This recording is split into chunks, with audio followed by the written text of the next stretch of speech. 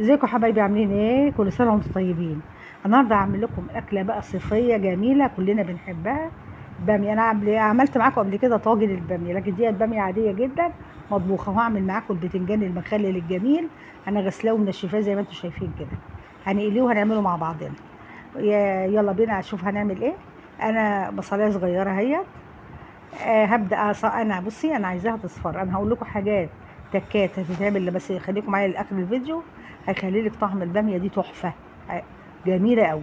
تمام. اول حاجه، انا ما بحبش احمر البصل قوي علشان ما تعمليش حموضه. وانتوا عارفين ان الجو حر، والاكل التقيل بيتعب المعده. فايه، بعيدي عن التسبيكه قوي، خلينا بس نصفر البصلايه، ما نحمرهاش قوي علشان ما تتعبناش. تمام. هنقلبها اهوت لحد ما احس انها بس يعني يا دوبك خدت لون، علشان انزل فيها عليها بالايه، بالثوم. الاكله دي طبعا ده احنا عارفين، احنا كلنا بنحبها قوي قوي، وخصوصا مع الايه، مع البتنجان المخلل وشويه الرز بيبقوا جمال، وشويه ملوخيه، بتبقى ايه، اكله عظمه عظمه. تمام. هنحط بقى ايه، اجيب الثوم بتاعي اهوت، حطيت الثوم.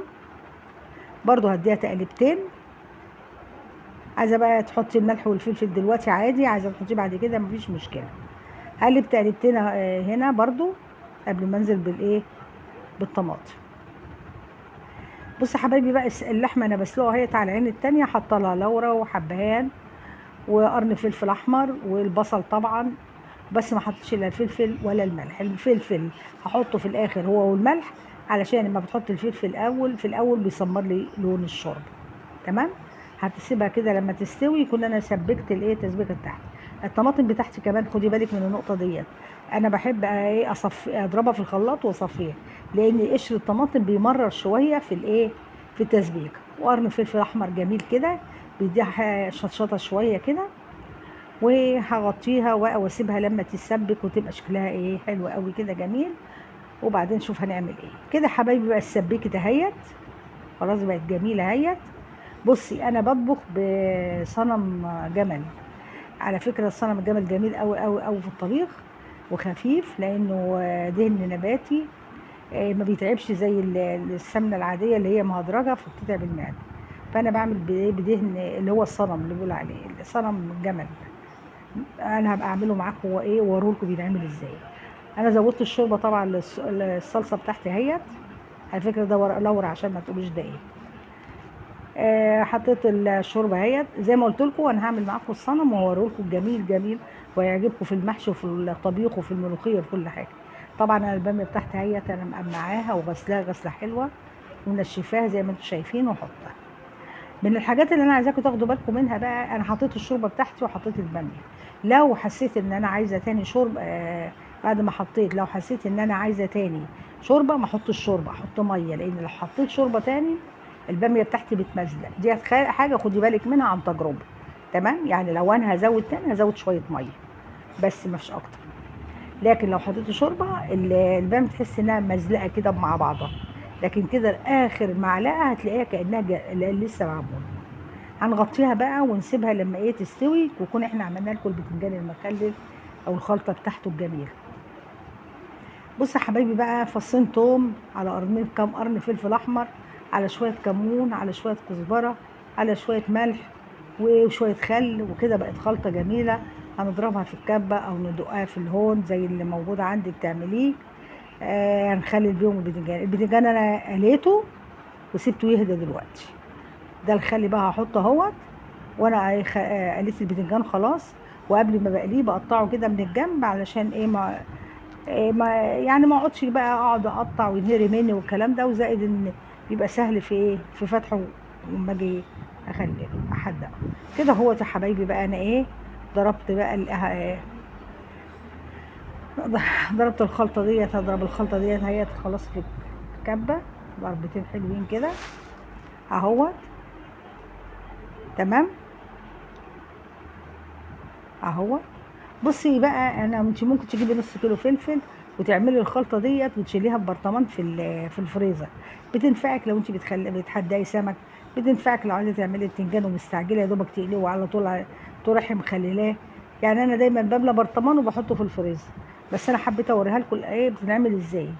ماشي. وانا هضربها كمان مره عشان هي لسه ايه، عايزه تبقى إيه اكتر من كده شويه. فلو حبيتي تعملي بقى وتحطيه في الفريزر بيبقى جميل قوي قوي، تاخدي منه وتحدقي كل اللي نفسك فيه، اذا كان باذنجان اذا كان سمك، هيبقى حلو قوي قوي قوي ايه معاكي، وسهل عليكي وسهل ايه، وفي ثانيه هتكوني مخلصه. هضربها كمان مره ويلا بينا نخلي الباذنجان. بس هشوفي قلب ابيض ازاي. بصي بقى حبيبتي، حاجه كمان تاخدي بالك منها، الباذنجان انت كانوا يقولوا لي بعتوا لي قالوا لي بيسمر ليه؟ الباذنجان لو حدقتيه بفلفل اخضر مش احمر بيسمر، اما لو حدقتيه بفلفل احمر عمره ما بيسمر ولا بيجرى له حاجه. يبقى اللي بيسمر الباذنجان الفلفل الاخضر. تمام. هحدق الباذنجان بتاعي ولفات خلطه احطها على الوش كده، في ناس بتحب تغمس بيها، جميله قوي قوي قوي طعمها حلو. عايزه تحطي بقدونس ماشي، في ناس بيحطوا كمان نعناع، ده بترجع لك انت بقى. هو الطبق بتاعنا اهو خلص اهوت، ونروح بقى عشان نعمل ايه الرز. تمام. يلا بينا. حته سمنه اهيت او حته زبده او شويه زيت اللي موجود عندك والمتاح عندك اعملي بيه. خلاص اهيت الباميه قربت، وسقطنا اللحمه والحمد لله، والباميه خلاص قربت اهيت، وقربنا نطفي عليها قبل ما نعمل الرز بتاعنا ان شاء الله. بصي حطيت السمنه، هجيب شويه، انا بقى هعمل رز اللي هو حبه بحبه، مش هعمله بشعريه ومش هعمله ابيض. هجيب شويه رز من اللي انا غسلاه اهو واحمرهم. ديت بقى الرز بتاع اهالينا دولت الجميل ده اللي دايما كانوا يعملوه لنا، وطعمه جميل ومتخانق عليه في اكل. هنحمر بقى ايه، بصي ما تحرقهاش عشان ما تمررش منك الرز، ما تحرقهوش. هوريكي اللون اللي انا عايزاه شكله ايه. معاكي غدا، ايوه كده، شايفه عامل ازاي؟ مش عايزاه متحمر قوي علشان ما يمررليش الرز، ما احسش بمراره وانا باكل الرز.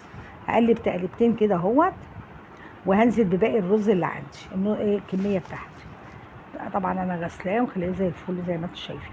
هديله تقلبتين ليه؟ علشان لما بشوحه كده بيبقى مفلفل وجميل، لا بيطلع معجن منك ولا حاجه. ليه؟ بيتغلف بالسمنه او الزيت او اللي انت عاملاه بيه، فما بيعجنش منك خالص. تاكدي ان هو مش هيعجن منك ادام ايه عملتيه شويه كده وغلفتيه بالسمنه اللي عندك.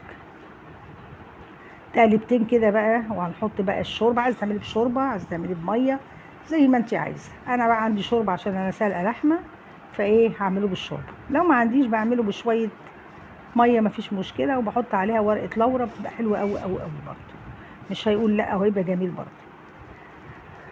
زي ما انتم شايفين كده. هيعوز كمان شويه شوربه نحطهم. ايوه شايفه، عشان ايه بعد كده اول ما يغلي هوطي عليه وهنساه خالص لحد ما الاقيه استوى معايا وبقى جميل. على نار هاديه على صاجه، شويه ملح صغيرين لان الشوربه زي ما انتم عارفين احنا حدقناها، فتاخدي بالك من الملح، خدي بالك من الملح. تمام اهوت.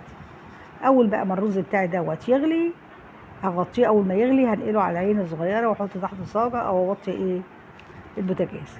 وكده يا حبايبي انا خلصت الاكل بتاعنا اهو. شايفه الرز مفلفل ازاي، مش معجن. ليه؟ زي ما انا قلت لك بغلفه الاول، اول ما ايه ما انزله يوم ما يعجنش. وادي الباميه بتاعتنا خلصت اهي، تحفه جميله شكل وطعم. يعني شوفي بس تبصي لها نفسك تنفتح على طول مع البتنجان المخلل بقى وايه، ويبقى اكله جميله قوي النهارده. ودي حبايبي بقى دي كانت وصفتنا النهارده، الباميه. وكده انا عندي ملوخيه هبقى اعملها لكم في فيديو تاني، والرز والبتنجان المحدي. ما تنسوناش طبعا في الشير واللايك والاشتراك في القناه، عشان ان شاء الله هطلع معاكم واعمل فيديوهات كتيره ان شاء الله، لان الفتره اللي فاتت ما كنتش بعمل لظروف يعني. بس هطلع معاكم وهوريكم بصي حاجات خضار كتير، لان ولادنا ما بقوش يحبوا الخضار وكلهم ماشيين مع التكاوي.